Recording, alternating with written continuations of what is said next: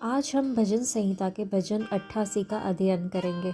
हे मेरे उद्धारकर्ता परमेश्वर यहोवा, मैं दिन को और रात को तेरे आगे चिल्लाता आया हूँ। मेरी प्रार्थना तुझ तक पहुँचे, मेरे चिल्लाने की ओर कान लगा, क्योंकि मेरा प्राण क्लेश से भरा हुआ है और मेरा प्राण अधोलोक के निकट पहुँचा है।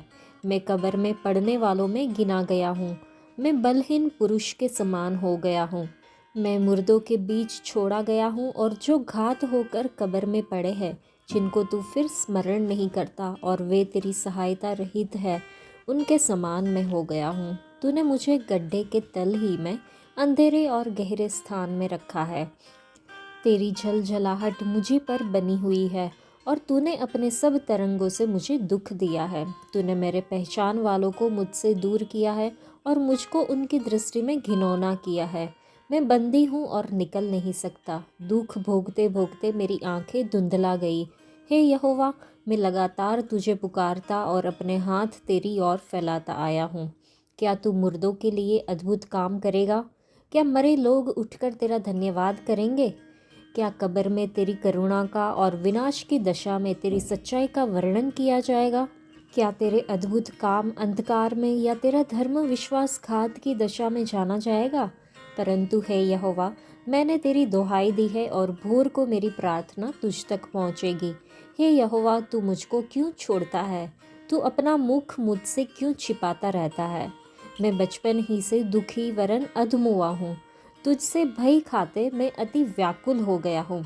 तेरा क्रोध मुझ पर पड़ा है, उस भय से मैं मिट गया हूँ।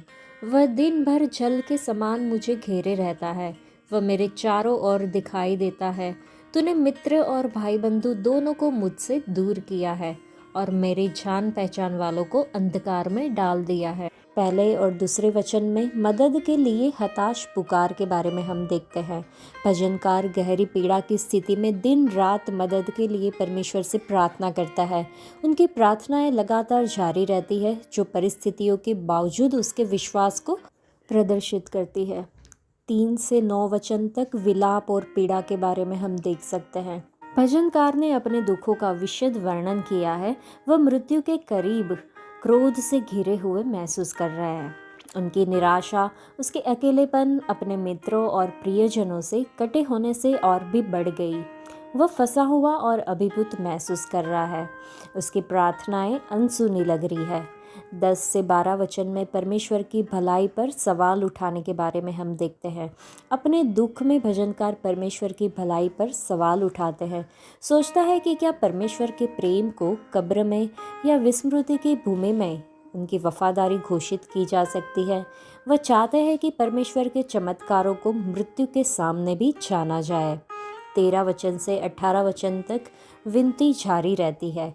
अपनी कठिनाइयों के बावजूद भजनकार हर सुबह परमेश्वर से प्रार्थना करना जारी रखता है, यह पूछते हुए कि उसने उसे क्यों अस्वीकार कर दिया है। भजनकार दुख की लहरों में घिरे रहते हैं और पूरी तरह से अकेला महसूस करता है, फिर भी वह परमेश्वर से अपनी विनती करना बंद नहीं करता। यह भजन कोरह के पुत्रों का एक गीत भजनों में सबसे मार्मिक विलापों में से एक है। भजनकार खुद को गहरी पीड़ा और निराशा में पाता है। उसे लगता है कि उसे परमेश्वर और उनके दोस्तों दोनों ने त्याग दिया है। जब वह इन उथल पुथल भरी भावनाओं से गुजरता है तो वह प्रार्थना करना जारी रखता है और परमेश्वर के सामने अपने दुखों को व्यक्त करता है।